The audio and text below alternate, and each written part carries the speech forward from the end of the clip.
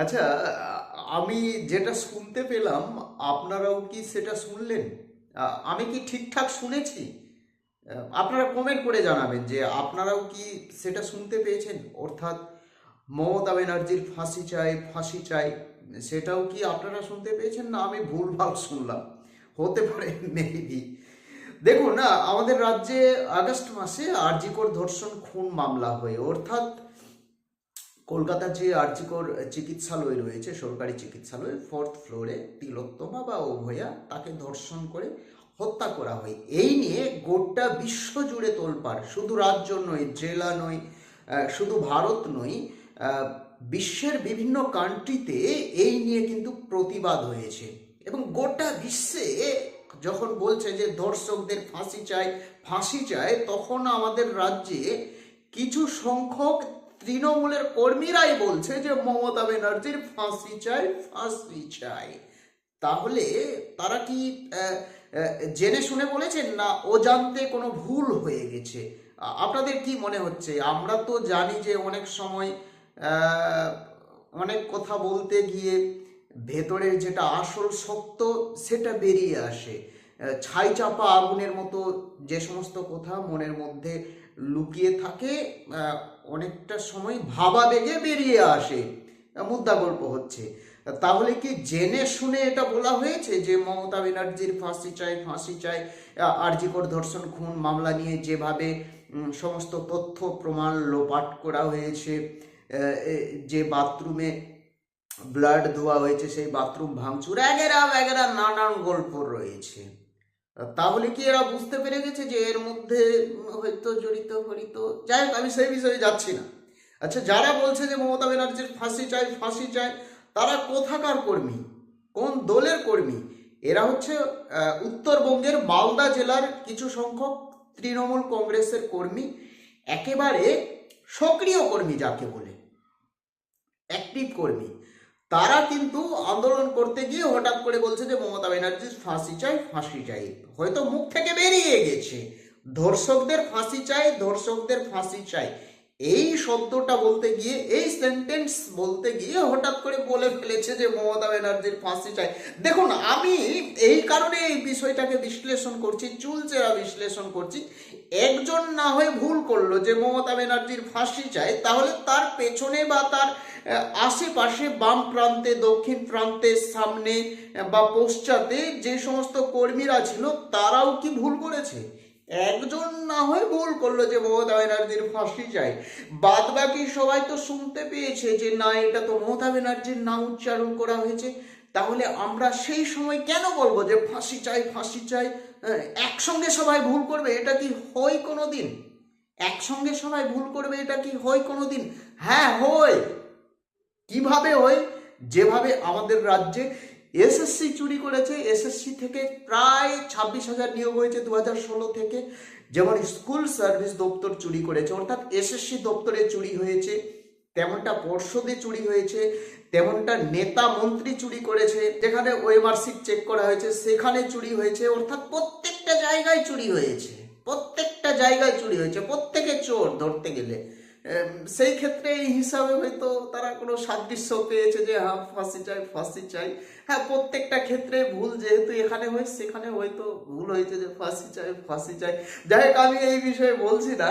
এবার বিষয়টি হচ্ছে আরজিকর ধর্ষণ খুন মামলা নিয়ে ইডি, সিবিআই, এগেরা ভ্যাগেরা সমস্ত কিছু হয়েছে, কিন্তু ইডি বা সিবিআই কিছুই ধরতে পারেনি। হ্যাঁ, ইডিও কিছুটা খানিকটা তল্লাশি করেছিল সঞ্জীব ঘোষের বাড়ি, কত সম্পত্তি আছে, কিচ্ছু করতে পারেনি। জামিন পেয়ে গেছে, জামিন পেয়ে গেছে সঞ্জীব ঘোষ, জামিন পেয়ে গেছে আরজিকর ধর্ষণ খুন মামলা নিয়ে। এবং সিবিআই, সিবিআই কিছুই করতে পারেনি। সিবিআই এর বাবার ক্ষমতা নেই যে সঞ্জয় রায় ছাড়া আর অন্য কোনো আসামিকে, অর্থাৎ এই মামলার সঙ্গে যারা জড়িত রয়েছে, প্রত্যক্ষ বা অপ্রত্যক্ষভাবে জড়িত রয়েছে, তাকে ধরতে পারবে সিবিআই। কেন? তার বাবার ক্ষমতা নেই। আমি চ্যালেঞ্জ নিচ্ছি।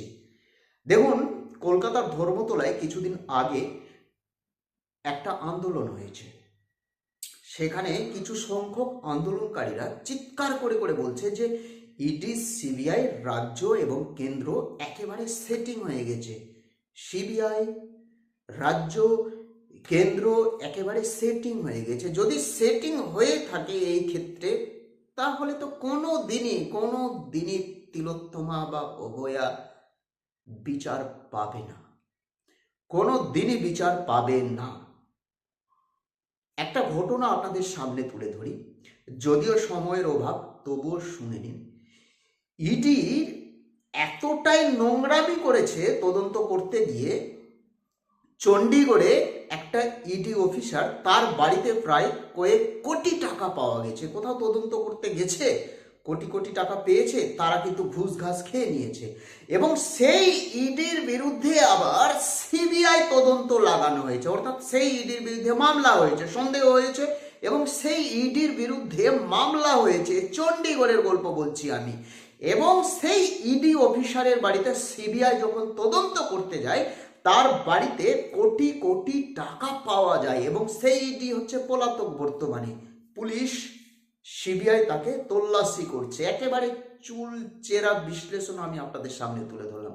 তো ভাবতে পারছেন ইডি যে ঘুষ খায়, প্রায় কোটি কোটি টাকা ঘুষ খায়। ইডির ঘুষ খাওয়া ইডি বা সিবিআই, এরা যে যদি ঘুষ খায় তাহলে অগাধ পরিমাণে ঘুষ খায়। দেখুন, আমি চণ্ডীগড়ের প্রসঙ্গ আপনাদের সামনে তুলে ধরলাম যে ইডি পলাতক, ঘুষ খেয়ে ইডি পলাতক। চণ্ডীগড়ের একটা গল্প আমি আপনাদের সামনে তুলে ধরলাম। তাহলে যারা ধর্মতলায় বলছিল বা বলছে আন্দোলন করে যে ইডি সিবিআই কেন্দ্র রাজ্য সেটিং হয়ে গেছে, তাহলে কি তারা ঠিক বলছে? কমেন্ট করে জানাবেন তো। আমাদের রাজ্যে আরজিকর ধর্ষণ খুন মামলা নিয়ে তিলোত্তমা বা অভয়া বিচার পাবে কি?